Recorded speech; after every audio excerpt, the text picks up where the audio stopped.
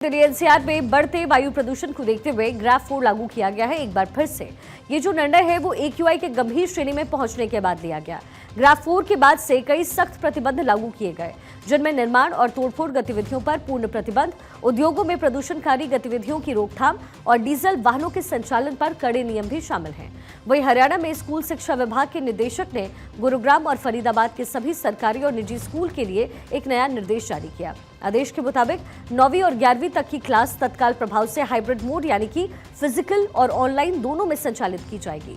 Graph 4 के प्रतिबंधों के निर्देश में कक्षा 10वीं और 12वीं को छोड़कर के सभी विद्यालयों में हाइब्रिड मोड में ही कक्षाएं संचालित करने के आदेश दिए गए।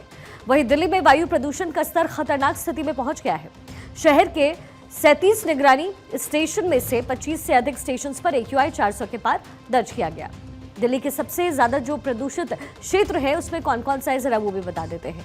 रोहिणी वहां का AQI 451, पंजाबी बाग AQI 447, Wazirpur AQI 446, Vivek Vihar AQI 446, ITO का AQI दर्ज किया गया है 425, वहीं वंदर मार्ग AQI 412, मेजर ध्यानचंद स्टेडियम का AQI दर्ज किया गया 411।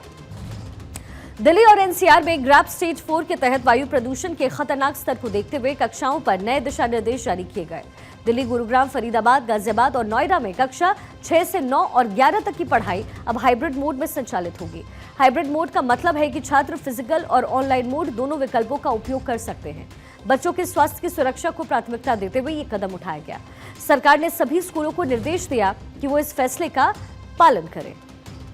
ग्राफ 4 लागू होने के बाद जो सख्त नियम होते हैं वो कौन कौन से हैं जरा ये भी आप समझ लीजिए। सभी प्रकार के ट्रकों की आवाजाही पर प्रतिबंध रहता है। आवश्यक सेवाओं से जुड़े हुए ट्रक्स को ही सिर्फ छूट दी जाएगी।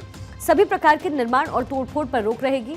इसमें विकास परियोजनाएं भी शामिल रहेंगी। सभी स्कूल में कक्षाएं हाइब्रिड मोड में चलेगी।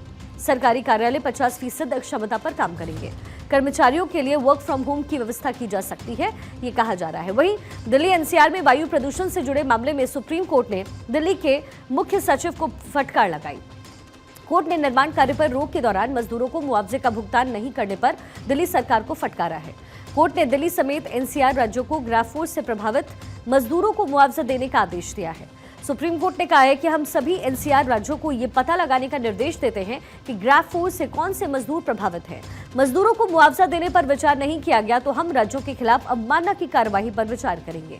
सुप्रीम कोर्ट ने यह भी कहा कि एनसीआर राज्यों से 5 जनवरी तक हलफनामा देने की बात कही गई है।